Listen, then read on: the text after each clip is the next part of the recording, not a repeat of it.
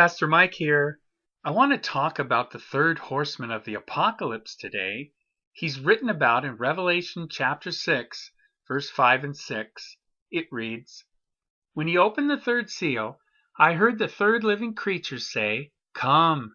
And I looked, and behold, a black horse, and its rider had a pair of scales in his hand.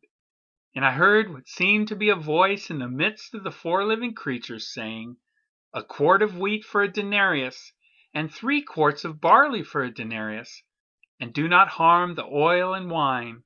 And so we have the description of the third horseman of the apocalypse. Now, as I've already said it in the first and second horseman of the apocalypse videos, each of the 4 horsemen who correspond with the opening of the first 4 seals in Revelation chapter 6 have been riding, as it were, in judgment and wreaking havoc since the time of Christ's ascension, and will continue to do so up until the time of Christ's second coming.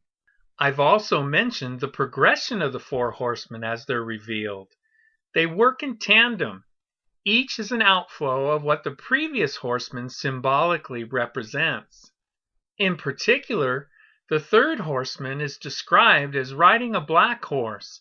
He has a pair of scales in his hand, and a voice in the midst of the 4 living creatures says to him, "A quart of wheat for a denarius, and 3 quarts of barley for a denarius, and do not harm the oil and wine."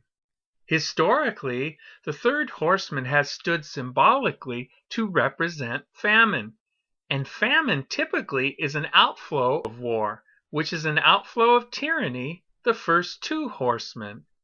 In his popular commentary on the book of Revelation, Dr. Lewis Brighton says it this way: "The opening of the third seal introduces the next horseman. His steed is black, the color of death, which in the ancient world often resulted from famine. He has in his hand a weighing scale, that is, a pair of scales attached and suspended from a beam or yoke. Here in Revelation 6, verse 5 and 6, the scale is used to measure out foodstuffs by volume, which is then given a monetary value." Dr. Brighton continues by highlighting the voice that speaks. Probably it is the voice of an angel speaking on behalf of God, for what the voice says concerns God's providential care of the earth's bounty in the midst of scarcity, which care the angelic voice sounds. The picture given is one of imbalance and scarcity of foodstuffs in the market. The announcement that the 2 grains were set at a certain price suggests that price control measures were being taken to counter the runaway inflation that comes when vital goods are scarce.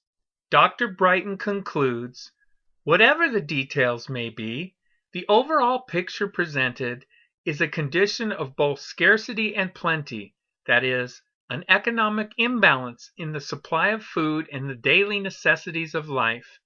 Despite human attempts to adjust this imbalance economically, the end result from place to place will be hunger and even at times starvation." And so we have the third horseman of the apocalypse. He's an outflow of the second horseman, war, and the first horseman, tyranny. He symbolizes famine, an economic imbalance in the supply of food and the daily necessities of life, with the end result of hunger and starvation. He gives me love, peace, and patience, kindness.